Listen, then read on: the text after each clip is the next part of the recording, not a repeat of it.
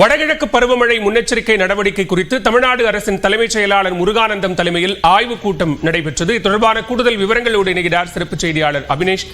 விவரங்களை பதிவு செய்யலாம். இந்த கூட்டத்தில் விவாதிக்கப்பட்ட பொருள்கள் என்ன?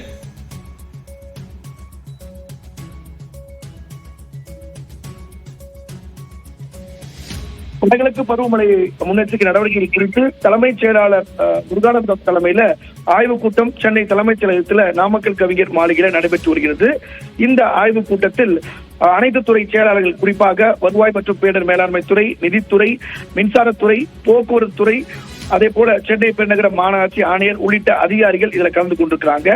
குறிப்பாக வடகிழக்கு பருவமழை பொறுத்தவரை அக்டோபர் மாதம் வழக்கமாக பருவமழை தொடங்கும். ஆனால் முன்னதாகவே தொடங்க வாய்ப்பு இருக்கக்கூடிய நிலையில சென்னையில பல இடங்களில் இன்னும் அந்த மழைநீர் வடிகால் பணிகள் முழுமையாக முடிக்கப்படவில்லை. எனவே ஒருவேளை தண்ணீர் உடனடியாக தேங்கினால் தாழ்வான பகுதியில் இருக்கக்கூடிய மக்கள் எல்லாம் அப்புறப்படுத்தப்பட வேண்டும், அவர்கள் முகாமில் தங்க வைக்க வேண்டும். எனவே அந்த முன்னெச்சரிக்கை நடவடிக்கைகள் குறித்து அனைத்து வகையிலும் தயார் நிலையில் இருக்க வேண்டி இந்த ஆய்வுக் கூட்டம் என்பது நடைபெற்று வருகிறது. தலைமைச் செயலாளர் பல்வேறு அறிவுறுத்தல்களை இந்த கூட்டத்தில் வழங்கி வருகிறார். குறிப்பாக ஜோன் வைஸா இந்த எடுக்கப்பட்ட நடவடிக்கைகள் குறித்து துறை வாரியாக ஆய்வு மேற்கொண்டு வருகிறார்.